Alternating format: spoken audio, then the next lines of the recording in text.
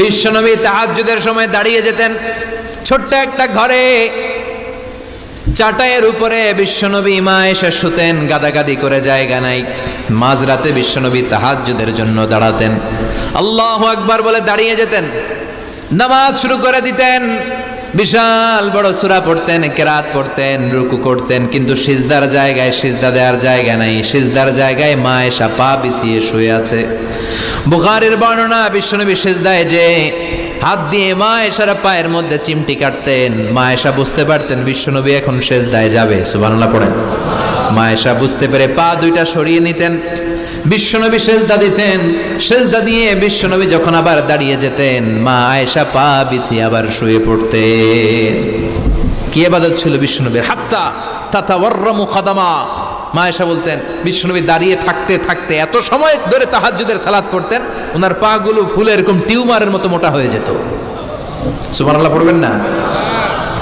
দাঁড়িয়ে থাকতে থাকতে বিশ্বনবীর পা গুলো টিউমারের মতো মোটা হয়ে যেত। প্রথম রাকাতে বাকারা, আলে ইমরান পড়ে ফেলতেন। সুবহানাল্লাহ পড়েন। বিশ্বনবীর পা যেন ফেটে যাবে, এভাবে হাত বেঁধে দাঁড়িয়ে থাকতে থাকতে বিশ্বনবীর হাতগুলো বাঁকা হয়ে যেত, ব্যথা হয়ে যেত।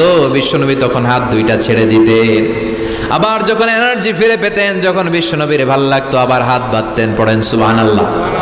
তার মানে হাত ছেড়ে দিও নামাজ পড়া যায়। হাত ছেড়ে দিও।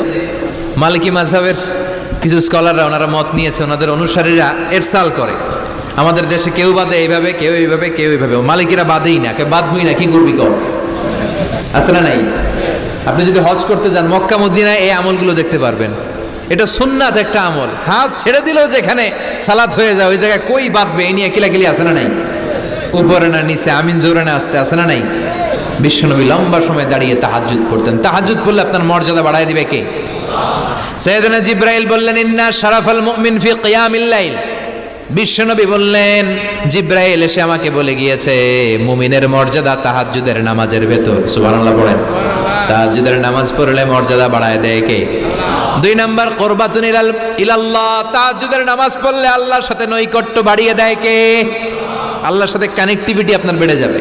আমাদের দুনিয়াতে সব জায়গায় কানেক্টিভিটি আছে। এমপির সাথে হাত আছে, চেয়ারম্যানের সাথে হাত আছে, ওই এসআই এর সাথে হাত আছে, পুলিশের আইজির সাথে হাত আছে, কিন্তু আল্লাহর সাথে হাতটা নাই। কথা কন। আসল জায়গায় কানেকশন লাগানো দরকার। চিল্লায় বলেন ঠিক কি না?